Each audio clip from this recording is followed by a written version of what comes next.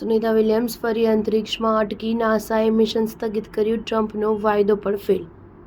અંતરિક્ષ યાત્રી સુનિતા વિલિયમ્સ અને બુચ વિલ્મોરની ધરતી પર વાપસી ફરી એકવાર અટકી ગઈ છે.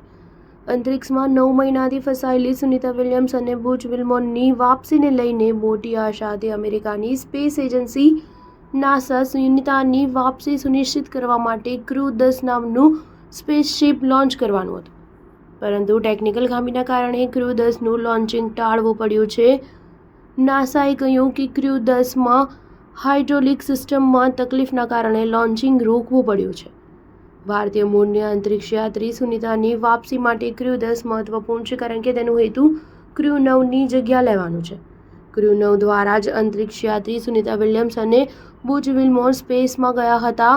નાસાએ પહેલા જ કહ્યું હતું કે ક્રૂ 9 આંતરરાષ્ટ્રીય અંતરિક્ષ સ્ટેશનથી ત્યારે જ પરત આવી શકે જ્યારે ક્રૂ 10 અંતરિક્ષમાં લોન્ચ થઈ જાય.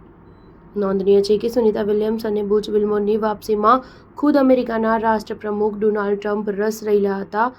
તેમણે સ્પેસએક્સના માલિક ઇલોન મસ્કને આ જવાબદારી સોંપી છે. ટ્રમ્પે થોડા દિવસ પહેલા કહ્યું હતું કે બાઇડેને સુનિતા અને બુચ વિલ્મોરને અંતરિક્ષમાં જ છોડી દીધા છે, પરંતુ મેં તેમને પરત લાવવા માટે ઇલોન મસ્ક સાથે વાત કરી છે અને મસ્કે આ માટે પોતાની સંમતિ પણ આપી છે. ત્યારબાદ મસ્કની કંપની સ્પેસએક્સએ આ દિશામાં કામ કરવાનું શરૂ કરી દીધું છે. ક્રૂ 10 લોન્ચ કરવાનું હતું, પરંતુ હવે તેનું લોન્ચિંગ પણ ટાળવામાં આવ્યું છે.